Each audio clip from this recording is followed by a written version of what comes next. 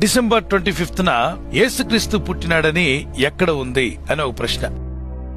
December 25న Christmas జరుపుకోవడం మొదటిగా ఎప్పుడు ప్రారంభించబడిందంటే క్రీస్తు శకము 366లో రోమన్ చక్రవర్తి కాన్స్టాంటిన్ మానవుల రక్షణార్థమై యేసు ప్రభు చేసిన శిలువ యాగం త్యాగం నేను గుర్తిస్తున్నాను చెప్పాను.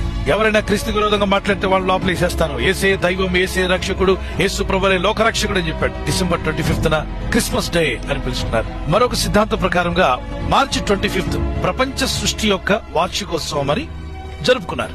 వాళ్ళ సిద్ధాంతం ప్రకారంగా, వాళ్ళు చెప్పుకున్న ప్రకారంగా అదే రోజున మరియ గారు గర్భం దాల్చి ఉంటారు.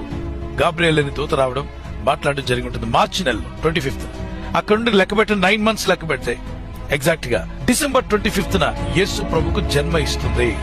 క్రిస్మస్ డే అని పిలుచుకున్నారు. క్రిస్మస్ అంటే it's not birthday of Jesus but Christ mass, Christ plus mass, క్రీస్తుని ఆరాధించు. శకం క్రీస్తు పూర్వం అని మీరు పరీక్షలో కూడా రాశారు కదా. మనం దినములను జరుపుకోవచ్చునా అంటే దినాన్ని పూజించకూడదని దేవుడు డేట్ ని మెన్షన్ చేయకుండా దాన్ని మరుగు చేశాడు. గ్రిగోరియన్ క్యాలెండర్ దాన్ని బేస్ చేసుకునే ప్రపంచంలో ఈ రోజు వాడే క్యాలెండర్, మీ మొబైల్ ఫోన్ లో చూస్తే ఈ క్యాలెండర్. మీరు ఎన్నో క్యాలెండర్లు ఉన్నాయి, కానీ యేసు జన్మకు ఆధారమైన ఈ క్యాలెండర్ ఎందుకు హైలైట్ అయింది దాన్ని బట్టి కూడా తెలుసుకోవచ్చు.